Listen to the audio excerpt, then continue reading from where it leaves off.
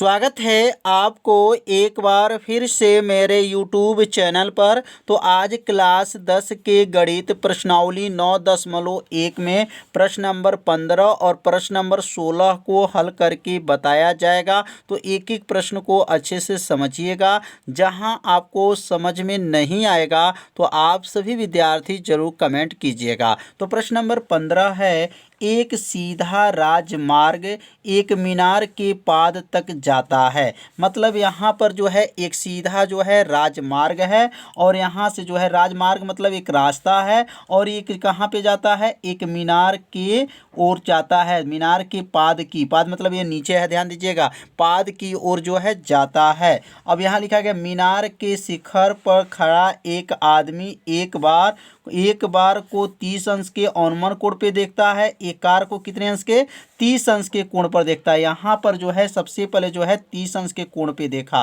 कितने अंश के कोण पर, 30 अंश के कोण पे जो है यहाँ पर एक कार है और ये कार जो है यहाँ पे देखा गया तो कितने अंश के कोण पर, 30 अंश के कोण पर देखा गया, जो कि मीनार के पाद की ओर एक समान चाल से जाता है। मतलब यहाँ से जो है एक समान चाल से जो है यह मीनार की ओर जाता है।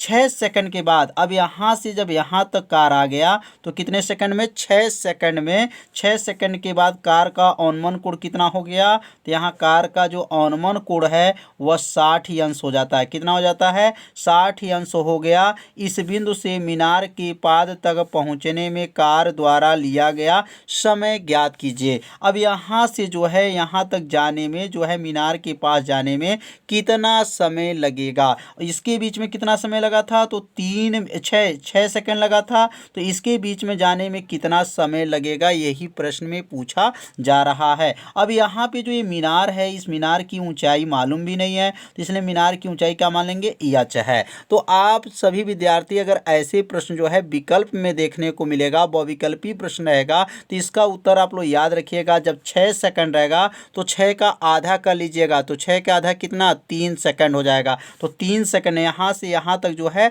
3 सेकंड में जाएगा। जब कोण दुगुना होता है, यहाँ 30 अंश है और यहाँ क्या है, 60 अंश है, जब कोण दुगुना होता है तो समय आधा हो जाता है, याद रखिएगा। तो यहाँ पर कितना, यहाँ से यहाँ तक जाने में कितना सेकंड लगेगा, तो 3 सेकंड लगेगा। तो बहुविकल्पी अगर प्रश्न है तो आप 3 सेकंड पर क्या करेंगे, ट्रिक कर लेंगे कि मतलब ये 3 सेकंड में जो है यह कार जो है यहाँ से यहाँ तक पहुँच जाएगी। लेकिन यही प्रश्न जो है विस्तृत में दिया जाएगा तो इसको हल करके बताया जाएगा कि 3 सेकंड कैसे आएगा। तो यहाँ पर जो है एक एक लाइन को अच्छे से समझिएगा। तो अब यहाँ से जो ये कार यहाँ से यहाँ तक आया तो इसका नाम रख दे रहे हैं ए, यहाँ पे लिख देंगे बी और यहाँ पे लिख देंगे सी और यहाँ पे लिख देंगे डी। तो यहाँ से ए बी के बीच की दूरी मालूम नहीं है। अगर ए बी के बीच की दूरी जब नहीं मालूम है और बी सी के भी बीच की दूरी मालूम नहीं है तो इन दोनों के बीच की पहले दूरी निकालेंगे। तो यहाँ लिख लेंगे कि माना कार की जो चाल है, माना क्या लिख लेंगे यहाँ पर, कार की जो चाल है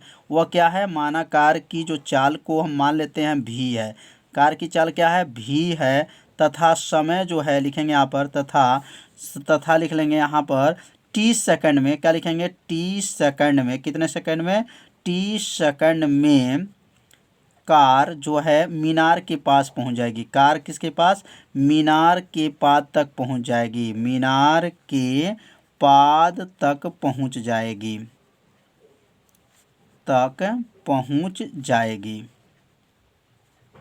पहुंच जाएगी। कितने सेकंड में, तो 30 सेकंड में। मतलब कितना समय लगेगा, तो 30 सेकंड में जो है यहाँ से यहाँ तक जो है कार जो है 30 सेकंड में पहुँच जाएगी। अब यहाँ पर जो है पहले ए बी के बीच की दूरी निकाल लेंगे। तो यहाँ लिखेंगे ए बी के बीच दूरी, ए बी के बीच दूरी। तो ए बी के बीच दूरी का सूत्र क्या होता है, तो सूत्र आप लोग जानते होंगे, दूरी बराबर होता है चाल गुणे क्या होता है, समय होता है। चाल गुणे क्या है, समय होता है। तो अगर ए बी देखेंगे यहाँ से यहाँ तक जाने में कितना समय लगा था, तो यहाँ समय जो है 6 सेकंड लगा था और चाल कितना है, तो मान लेते हैं भी है और समय जो है 6 सेकंड है। 6 में भी का गुणा करेंगे कितना हो जाएगा, 6 भी हो जाएगा।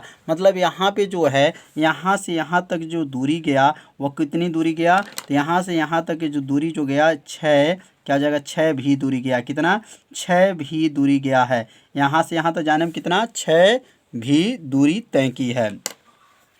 अब यहाँ लिखेंगे BC के बीच की दूरी, किसके, BC के बीच दूरी। अब यहाँ BC के बीच की दूरी निकालेंगे, BC के बीच दूरी, तो दूरी का सूत्र क्या होता है, चाल गुणे समय होता है। क्या होता है, चाल गुणे जो है समय होता है। अब यहाँ पर चाल किसे प्रदर्शित करेंगे, तो चाल यहाँ से जो है यहाँ तक चाल कितना था, भी रहेगा, और समय जो हमें मालूम नहीं है, BC के बीच में जो समय मालूम नहीं है, तो समय को क्या मानेंगे, टी मानेंगे, और भी में जब टी का गुणा कर लेंगे तो यह हो जाएगा VT। क्या हो जाएगा, VT हो जाएगा। तो अब यहाँ पर जो है यहाँ भी मतलब B से C के बीच की दूरी कितना हो जाएगा, VT हो जाएगा। याद रखिएगा, भी यहाँ तक इसके बीच की दूरी क्या हो गया, VT हो गया। तो BC के बीच की दूरी जो है BC के बीच की दूरी VT होगा, और AB के बीच की दूरी कितना था, 6V था। याद रखिएगा, ये कैसे आया है, यहाँ पर आपको निकाल करके दिखाया गया है कि जो है AB के बीच की दूरी जो है 6V है, और जो BC के बीच की दूरी है वह VT है। अब ये बारी बारी से त्रिभुज का प्रयोग करेंगे, तो यहाँ पर पहला जो त्रिभुज का प्रयोग करेंगे, इस त्रिभुज का नाम है BCD। यहाँ लिख लेंगे त्रिभुज जो है, त्रिभुज BCD में हम लोग प्रयोग करेंगे, BCD में, और BCD में देखेंगे कितने अंश का कोण बन रहा है, तो यहाँ पर 60 अंश का कोण बन रहा है, और लंब जो है यच है, और आधार यहाँ से यहाँ तक आधार क्या है, VT है। तो यहाँ लिखेंगे tan थीटा का सूत्र लिख लेंगे यहाँ पर, tan थीटा।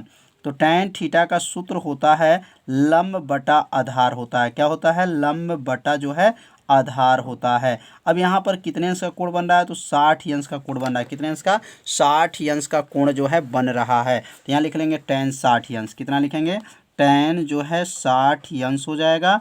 लंब कितना है, तो यच है, आधार कितना है, VT है। अब tan 60 अंश का मान कितना होगा, तो tan 60 अंश का मान होता है कर्णी में 3 बराबर जो है यच बटा जो है VT हो जाएगा। अब ये कर्णी 3 का गुणा जो है VT में कर लेंगे, तो यच बराबर जो आ गया, यच बराबर जो है क्या आ गया, कर्णी में 3 VT आ गया। अब इसको समीकरण नंबर 1 मान लेंगे, तो यच का मान कितना आ गया, कर्णी में 3 VT आ गया है। तो ये कौन सा त्रिभुज का प्रयोग हुआ है, छोटे त्रिभुज का प्रयोग हुआ है। और छोटे त्रिभुज में कितने अंश का कोण बना था, 60 अंश का कोण बना था, और लंब कितना था, तो लंब जो है यच था, आधार क्या था, तो VT था। तो एक बार चित्र को देख लीजिएगा, लंब क्या है, यच है, और आधार क्या है, VT है।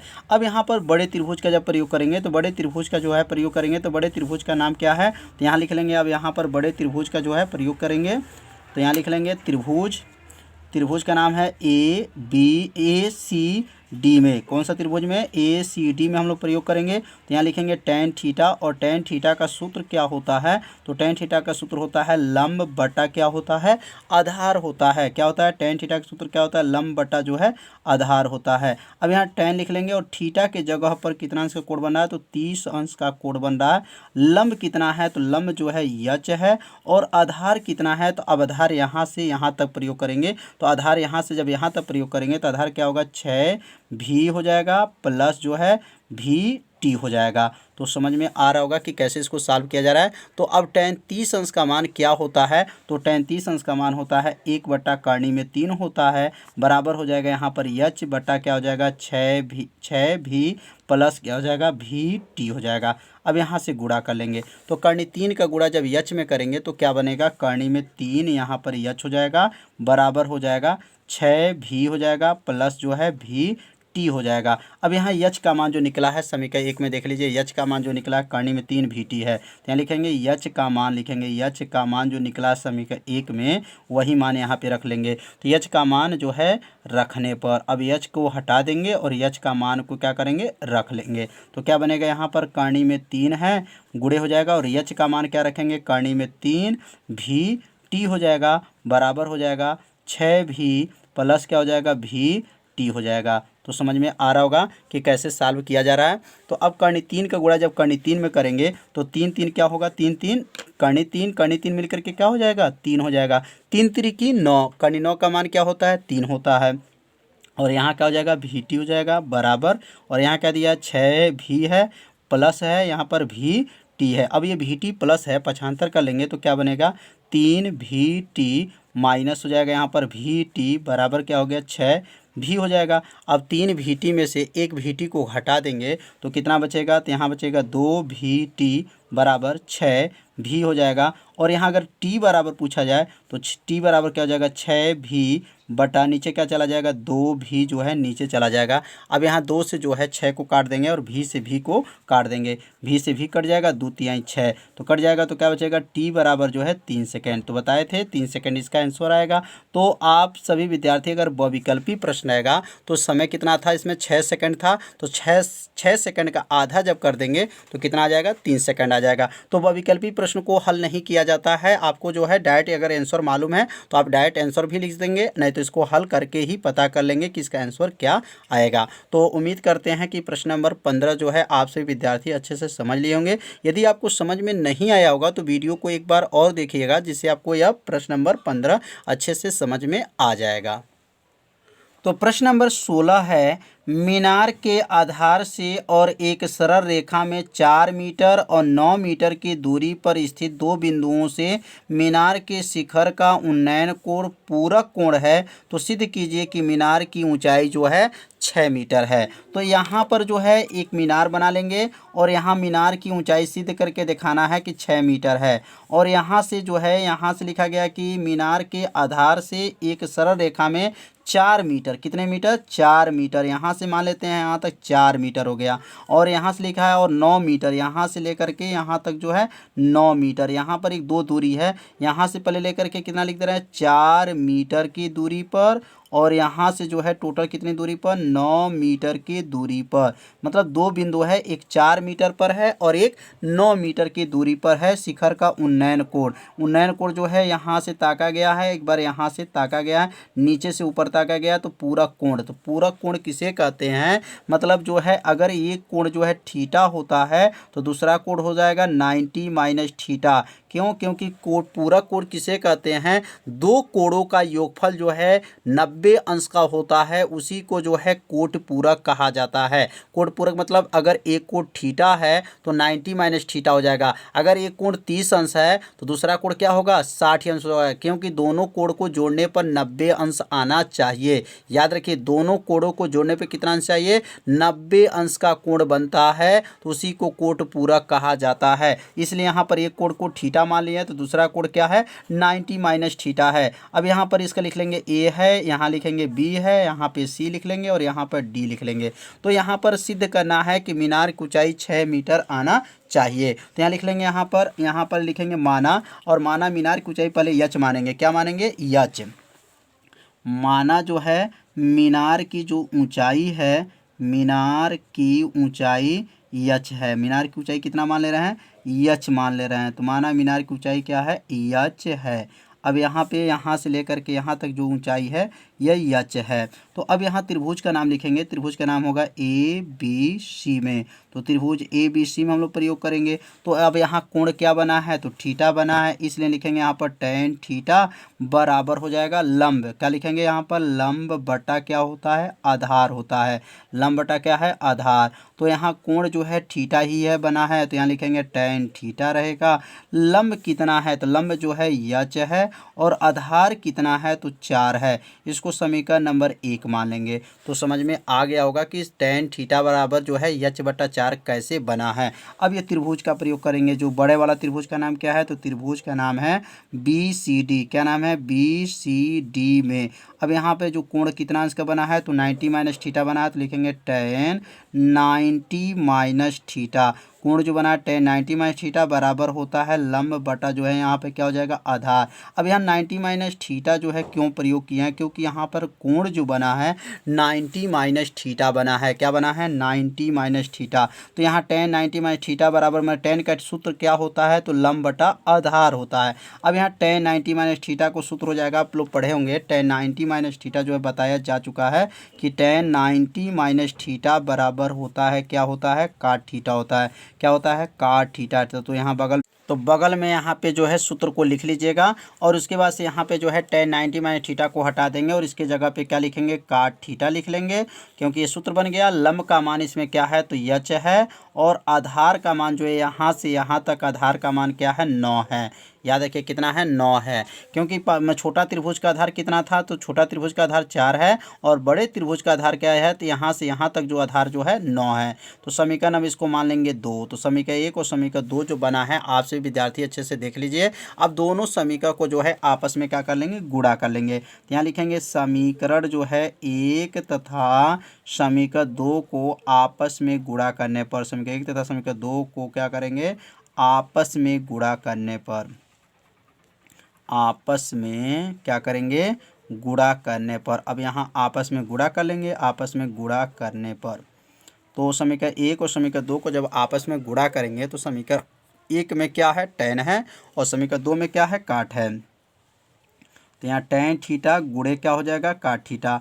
तो यह जो है समीकरण 1 है और यह जो है समीकरण 2 है। अब समीकरण 1 में क्या है, तो यच बटा जो है 4 है, और समीकरण 2 में क्या है, यच बटा जो है 9 है। तो ये समीकरण 1 हो गया, इस समीकरण नंबर 2 हो गया।